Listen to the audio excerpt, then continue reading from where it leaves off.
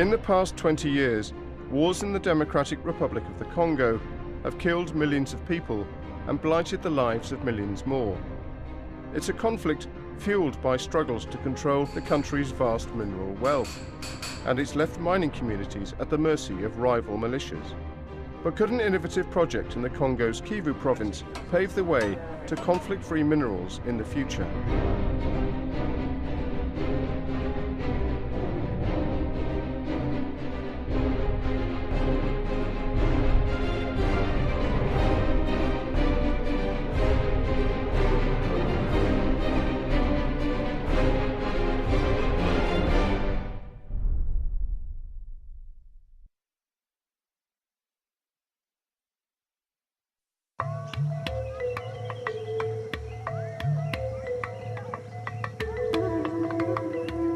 The province of South Kivu in the eastern part of the Democratic Republic of Congo. Here, the hills are steeped in minerals, providing the potential for vast wealth from a wide range of natural resources. For over a decade, bitter disputes over who controls the region's riches have been the key driver in savage inter-ethnic wars that have killed more than 5 million people. Today, as well as the official Congolese army, there are still more than 40 armed groups and rival militias operating in the area. And they all seem to want a share of Kivu's bounty.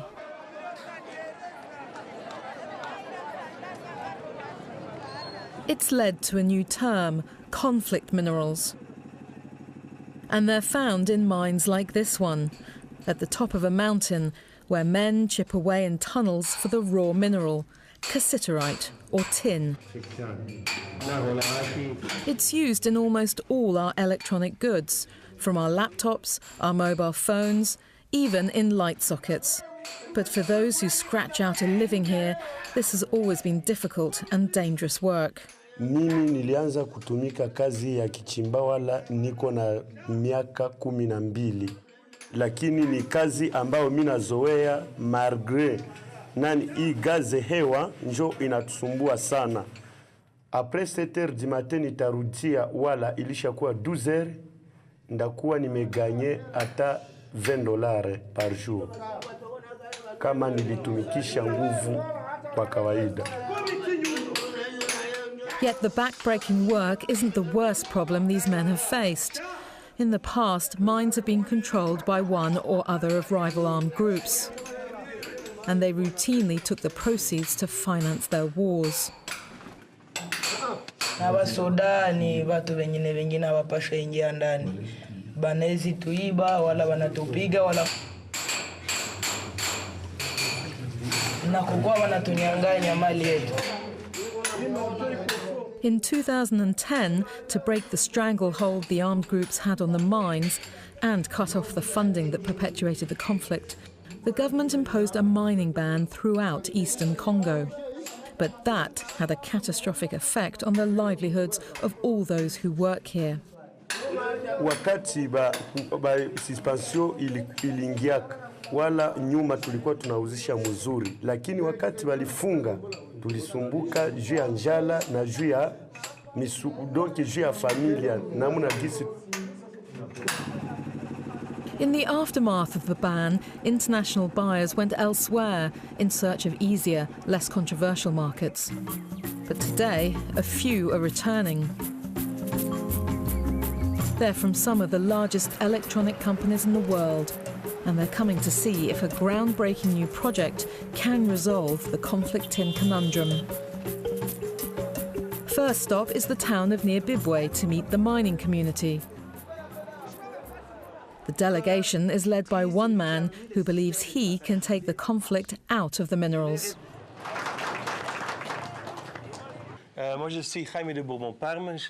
His Royal Highness, Prince Jaime de Bourbon-Parma, is the Dutch Special Envoy for Natural Resources. Conflict-free means that the mine is not financing any war activity. So in Congo it means no armed group is allowed to enter the mine or benefit from the mining activity. Jaime has brought representatives from companies such as Philips and Motorola Solutions to see for themselves if this project is viable. The hope is that it will keep the mine open while pushing the armed groups away. Buki Thuis was instrumental in starting this initiative. In 2011, I had the first conversations with Jaime to see if we could set up the Conflict-Free Tin Initiative. We wanted to make a concrete contribution to create economic development in the region, and as an end user of these metals, we decided that what we could do is to create a demand, to create a market for conflict-free minerals. So the minute an armed group enters the mine or benefits one way or another from this mine, then we'll have to deal with the conflict management committee to try to resolve this issue. If it doesn't get resolved, then we'll have to close the mine and find another mine site until this mine becomes conflict-free. This pilot project was conceived in direct response to a law passed in America soon after the Congolese mining ban, the Dodd-Frank Act. It focuses on the issue of conflict minerals for the first time and makes companies responsible for finding out where their materials come from. The US Dodd-Frank Act, Section 1502 about traceability of minerals, created, in effect, a ban on minerals in Congo. So now there's not been any traceability of metals and minerals in the conflict-prone areas, so in the northern and southern Kivu. So for the local population that has had no income for the last 2 years at least from mining, this is a huge chance to restart their economy. And note that the mining industry in the Kivus is the only cash economy. So this is their ticket out of the poverty problem if it works. For the project to have a genuine chance, everyone involved, from the mine up to the government, must all agree to transparency. The Congolese government, though corruption has been instituted as the rule of business in this country, but I do hope and I do believe they have no choice. If it was not for the teeth within the requirement in the USA Dodd-Frank Act, I do believe these people, they would not comply the list. But the fact that they had been losing out, they have tried selling to the Chinese, it didn't work. Simply because the Chinese were buying third lower the price of the US electronics companies. This has been the motivation. These people are not going to have any other choice if not being compliant. Because if they do not, then no market. As they look around the mining town, Jaime and his delegates can't help but notice the large numbers of soldiers. You know, I'd like to get into why, if you go to a conflict-free mine, that the military is awaiting. I don't know the reason. I mean, it could be that they're escorting or whatever, but I think it's good to look into, if you go to a conflict-free mine, that there's a bunch of soldiers actually waiting for you. So. Jaime has been here once before and has some answers. No, there's a lot of military around, and they were around also last year when nothing was in production yet. So it's also just local protection. But the question is, where do you make the division between the local community, where there can be military, and the actual mine pits, where there shouldn't be any military? So we'll be talking to the military and just to figure out how much they respect the border between a mine and a community. Jaime's group leave the mining town of Niabibwe to visit the mine site. They're heading for the first stage, halfway up the mountain, where the minerals are washed. It's been raining and makes the climb hard going.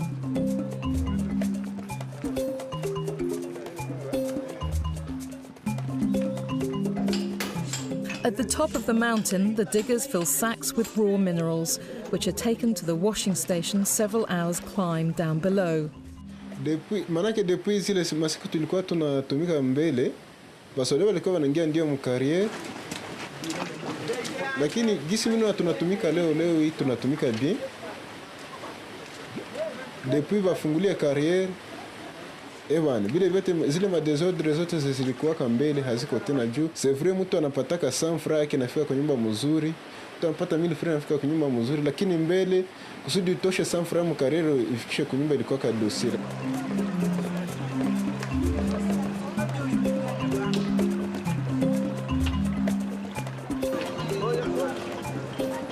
And they bring them down here at the washery, and they put them in the water, and they scoop it up.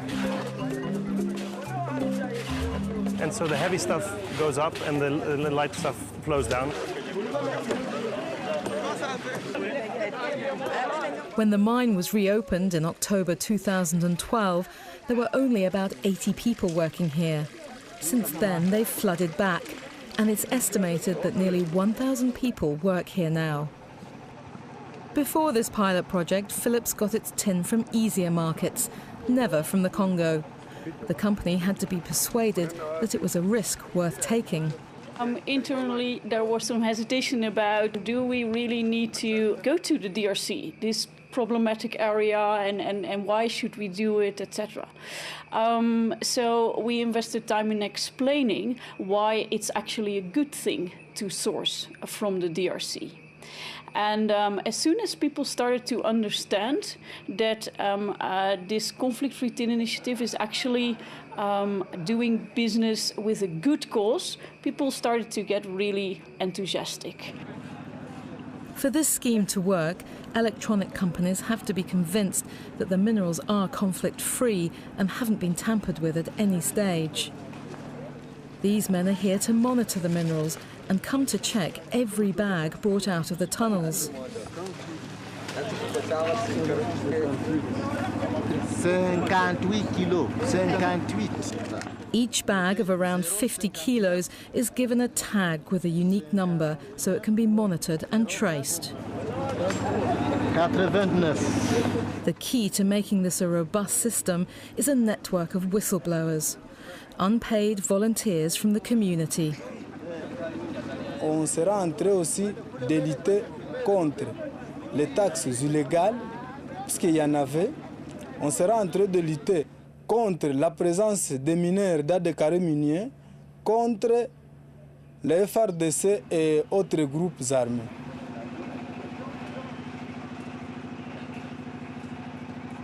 Depuis que les activités ont commencé, depuis que le système est en marche, aucun militaire en tenue, même en tenue civile, n'a jamais foulé les pieds dans la carrière de Kalimbi. The whistleblowers are from all aspects of society, even the army, and they can melt into the fabric of the mine unnoticed. Nous donnons les informations d'une manière secrète. Nous sommes en train de faire tout pour que le système soit protégé.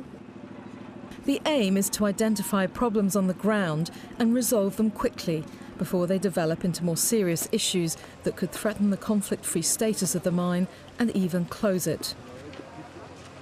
It's potentially dangerous work. Nous sommes en train de penser que même si on n'a jamais été attaqué, mais à la longue, on sera toujours attaqué. We want to see the conflict-free tin initiative prosper, expand. But the fact that you can have commanders, you can have police guys still collecting a bit of money for their food in exchange for security they claim they're providing for the mine, this represents a big threat to the continuation of this program. As the only company that's buying these minerals, Buki needs to be confident that the project is viable if she's to persuade Philips to stick with it.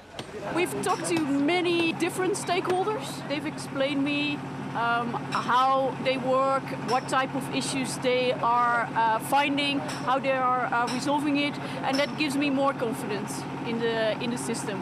It remains, I think, a very risky project. This is the first time that we're doing something like this, so it's a big learning experience, but it's important that we are here to show our commitment to this initiative.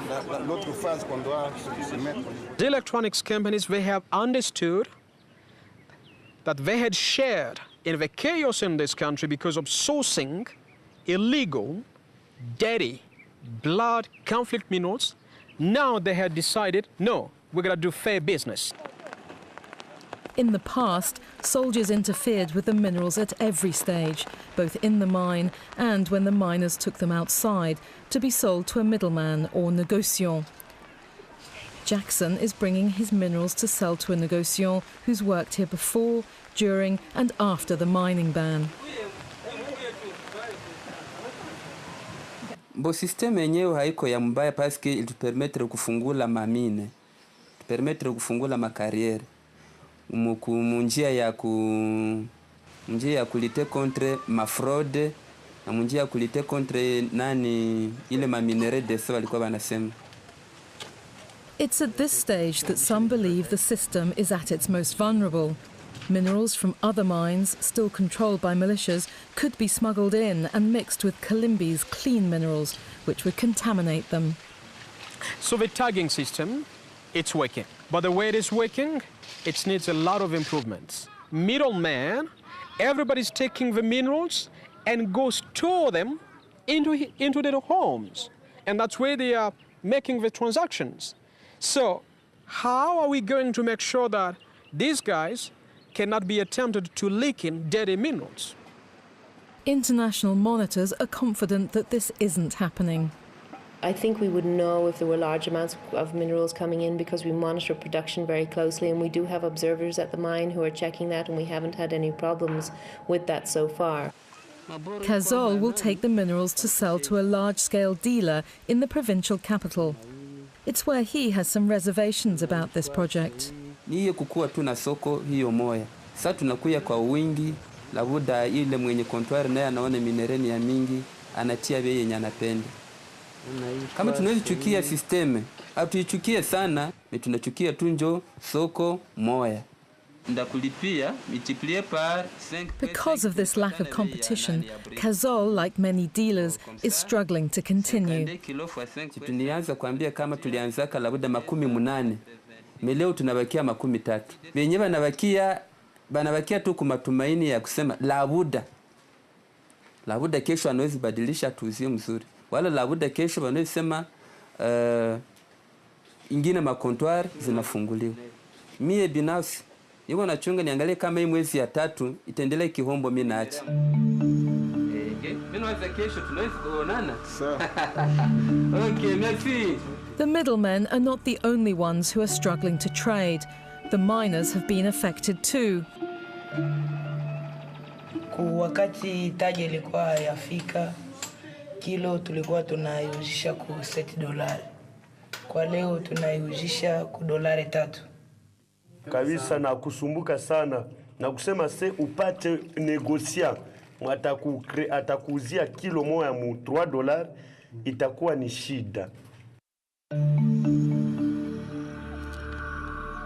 The low prices at Kalimbi may be because the projects are still so new and running on a small scale at the moment. On the other side of the lake, well-established markets in Rwanda report tin ore being sold for 3 times the price. It's possible that some minerals may be smuggled across by canoe, but it's a difficult journey. The easier one is the legitimate route, by truck, around the lake to a treatment centre in the regional capital of Bukavu. But I think the fact that the price is still too low at the mine can be due to the monopoly by this only company that is sourcing. If we had this project expand to 2-3 other mines, even to more, and then have more companies involved, I think we're going to have an exponential rise in the price. Only one trader has been approved to buy the minerals from Kalimbi mine so far, WMC. It's managed by Edward Kitambale, a seasoned dealer with 20 years' experience. He recognises the pros and cons of this new system. Donc, beaucoup plus de travail, beaucoup plus de responsabilités aussi, dans le sens d'apaiser tout le monde qui vient après nous dans la chaîne d'approvisionnement. Jaime and his group are here to see the end of the supply chain. Once again, the cassiterite must be weighed, recorded and given an individual tag before being placed into large drums to be exported. Ça, c'est un numéro unique. It will be sent to a smelter, where it will be refined into tin that can be used as solder that makes our everyday electronic products work. A smelter has set up a whole system, and that system is being audited to ensure that all the input materials can be traced back to the mine of origin, so that we know that it's only coming from this mine. Kitambale has an answer for the middlemen who say they're going out of business because of him. Le site de Kalimbi, seul site certifié qualifié dans toute la province pour le moment. Donc, conséquence, tout ce qu'il y a comme négociants vont sur le site de Kalimbi. Donc, ils sont là en surnombre par rapport à la quantité qui est produite. Despite his unique position, Kitambale also says his business has been affected by all the changes at the mine. Nous ne travaillons pas à notre capacité. Nous travaillons à 25, maximum 30% de notre capacité. Donc, nous ne faisons pas des grosses affaires, non. Nous faisons la petite affaire que Kalimbi nous donne. De prijs wordt al eerder bepaald, maar hier wordt gewoon puurder gemaakt. Yeah. The mines also have their own security forces. As you know, they're very complex economic, social, hierarchical entities. The success of the project so far has surprised some people. Conflict-free, this is something we would not imagine in a region like the Kivus. The conflict-free initiative, this is something that is proving to the world that it is possible to source conflict-free from this region.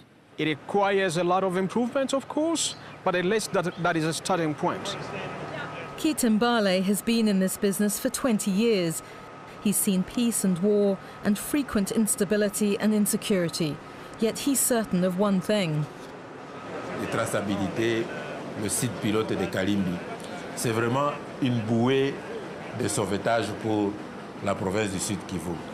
Vous savez que, au point de vue économique, l'activité agricole est paralysée. Je suis parfaitement convaincu que c'est une solution pour ce problème de guerre ici. Jaime has been realistic from the start that this project has many challenges. When I started this, I didn't think it would really work. So I started this thinking, well, let's try, let's see how far we get. I was talking to someone who said, well, you've got a huge political risk as a Dutch government to support such a project because it can totally go wrong. Think of corruption, of security issues, you name it. We have now produced 6 big containers full of cassiterite, which is tin ore, and exported these 6 containers. And actually we can talk about traceable and responsible trade in minerals from Congo. So if I'm overly optimistic, I think I've been driven by some sense of optimism, but we've approached it very pragmatically, step by step, to see how far we could get, and we got much farther than we thought we would. For miners like Jackson, keeping the Kalimbi mine conflict-free and open is vital to the community's basic survival. Mine ya Kalimbi kama wanaifunga ewa, c'est-à-dire que wanapenda tu si watu ya huku Kalimbi tukufe na njala juu hakuna ingine matokeo yenye tuko nayo, tuko tuna matokeo tu ya Kalimbi. Kalimbi ndio tunatumainia sie wote. Yule inaweza kuwa msaada wasifunge Kalimbi. But whether this initiative will spread to Kivu's other mines remains to be seen. Though it's promising, the project here is still in its infancy. For international electronic companies, it has the potential to provide them with conflict-free tin that ticks their commercial boxes and reassures their consumers. For the Kalimbi community, it could provide a lifeline to a better future, the ability to earn a secure livelihood free from the influence of those who've kept this country at war for so long. But Kivu's rich resources have proved such a magnet to the Congo's battling factions in the past that it may take more than this one small initiative to stop these conflicts that have so disfigured the lives of all those who live here.